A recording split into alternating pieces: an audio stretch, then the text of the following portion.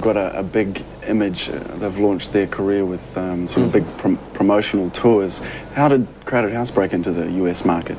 Well, very similar to the way Gunners did, I think. Yeah. I think there's a lot of parallels between Guns N' Roses and Crowded House. Yeah, very similar, really. Very similar. Same What, look. the haircuts? Yeah, it's just same we're sort both of attitude. heavily into drugs and sex and stuff, you know. Yeah, yeah. And, well, you know, we broke in there by basically going over and tearing at their heels like little terriers, you know, and Healers. making ourselves annoying.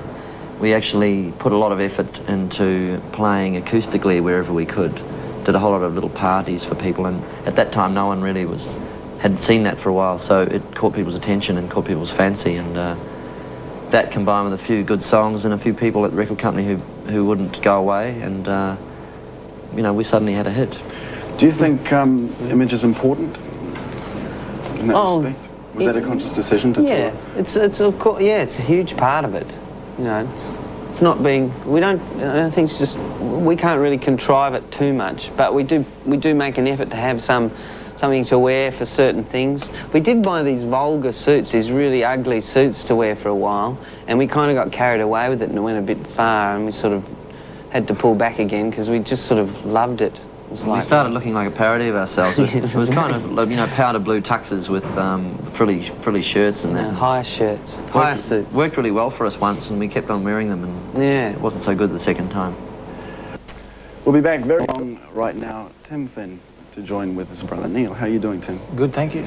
Great. Are you guys planning a tour of New Zealand at all? When you We come are back? indeed. We're going to be touring New Zealand and Australia in the summer, probably February and into March. We'll be covering all the main centres of New Zealand then, yeah. Is it going to be a pub-type tour or larger No, centres? it'll be a concert tour, I think, yeah. South Island as well? Yep. I spoke to a radio station today in Invercargill and they insisted that we come down there. Great. So we'll try and fit Invercargill in. How do you go about... I was born in Invercargill. Oh, yeah? It makes me happy. Oh, yeah. We played there quite a number of times, actually. Crowded House have never played there, though, have they? I don't know. Maybe not. I've been down there so many times, it seems like we must have, but I think it was probably to split ends. Yeah. How do you go about touring? Is it a big U2 affair with buses and God knows what else, or is We're it not as fairly big as low-key? them, so we don't have as many people. In America we go on buses, yeah. Yeah. We have these amazing buses with kitchens and beds and you name it.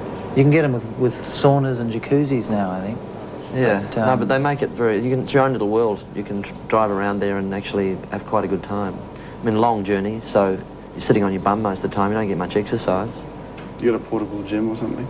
That's what we should have, We'll have to work something out. Bus jogging, actually. We used to put the tape of the show on and jog in the middle of the bus until the bus driver would take a sudden sharp turn and we'd career into the side of the bus.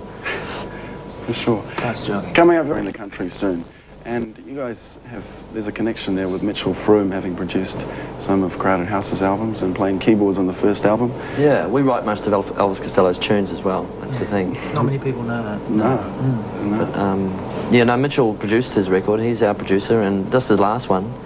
And he was probably responsible for Elvis growing a beard, I think, getting pretty fat. Basically taking on the persona of the Jewish rabbi. Yeah. Mitchell's the Jew from out of town. He was asked to join Crowded House, well, when they did their first record, I think they talked about it, let's say, it wasn't official. And Mitchell said, only if you call yourself the Losers. I'd be proud to be a loser. It's the kind of guy he is, his sense of humour. It is. You didn't change your name? No, we didn't change our name. No, we didn't get Mitchell in the band either, but you know, he's got a very dark, ironic sense of humour, and it's good for about 3 months in the studio, but after that I think it'd be a bit wearying. Costello co-wrote the song Veronica with Paul McCartney. How much have the Beatles influenced Crowded House's music, if at all? Well, I mean, people keep referring to them when they listen to our things, maybe because of an emphasis on harmonies and, you know, melody, and it's hard for us to comment. We both listened to the Beatles a lot when we were young. Yeah, I mean, I think it's certainly been a strain that's come through. It's inevitable. We were very influenced by them, but there's also a desire to go beyond what Crowded House is now and has been. So we'll be pushing the boundaries on the next record, and not that we, you know, feel that we've. I mean, basically, we've been true to ourselves by doing what we've done, but we're interested in seeing how far we can take it. Sure. Elvis Costello to New Zealand years. Now, there's a guy that's evaded image like crazy. You guys started off in 1972, Tim, with Split Enz, who had a very strong anarchic image. I would argue that he had, I mean, his image was pretty strong too. When he started out, the skinny Buddy Holly, you know, guy with the spectacles, the sort of manic stare and the nervous energy and all that, that was a very big part of who he was. I mean, everybody has an image. Did Split Enz make very conscious choices about their image? Well, we wanted to entertain. That was the conscious decision. How we were going to do it, we weren't sure. But Noel Crombie comes from Wellington and has a particular Wellingtonian sort of bent on life. He presented us with a set of costumes in Hamilton one night, and we just fell about laughing and thought, this is it, we've found it, eureka. We liked the ambiguity of it, the distortions of perspective, you know, one shoulder pad, no shoulder pad, one arm short, one long. Totally anti-fashion, anti-sex, anti-anything you might want to say, anti-glamour. But in itself was very glamorous and strange and a bit vaudevillian, I suppose. Do you think Crowded House, Neil, is almost the antithesis of Split Enz in respect of image? Well, not really, because Split Enz for about the last 4 or 5 years of its life anyway was not like, image was not the major part of its appeal, I don't think.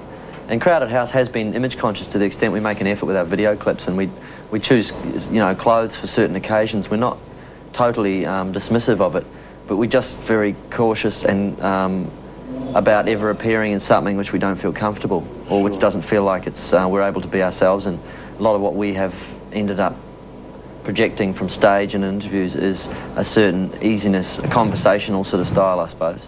We'll take a look at some...